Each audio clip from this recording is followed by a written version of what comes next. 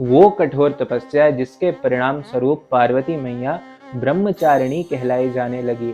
Welcome to episode 2 of Navdurga.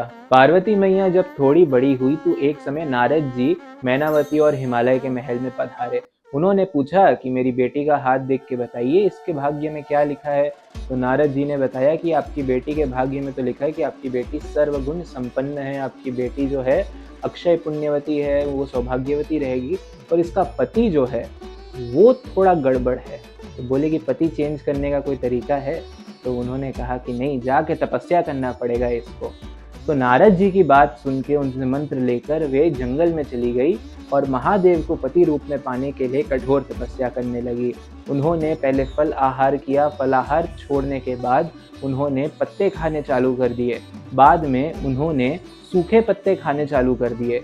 फिर जो पत्ते टहनी से गिर जाए उसे खाना चालू कर दिया और बाद में पत्ता खाना ही छोड़ दिया। इसीलिए उनका नाम पड़ गया अपर्णा।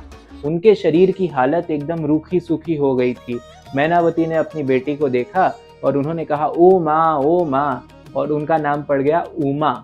महादेव ने भी ये देखा, सप्त ऋषियों को भेज दिया और सप्त ऋषियों को भेजने के बाद उन्होंने देखा कि पार्वती मैया तो पंचाग्नि तप कर रही है। फिर सप्त ऋषियों ने पूछा कि किसके लिए तपस्या कर रही हो। बोले महादेव के लिए। बोले विष्णु जी से शादी कर लीजिए, वो सादा संपन्न है।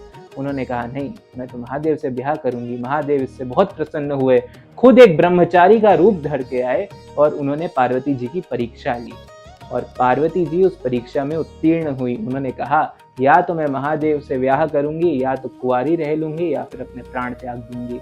उनकी इस तपस्या से प्रसन्न होकर उनका नाम ब्रह्मचारिणी पड़ गया, मतलब सबसे श्रेष्ठ तपस्विनी। अगले वीडियो में हम जानेंगे कि चंद्रघंटा मैया कौन है। जय माँ।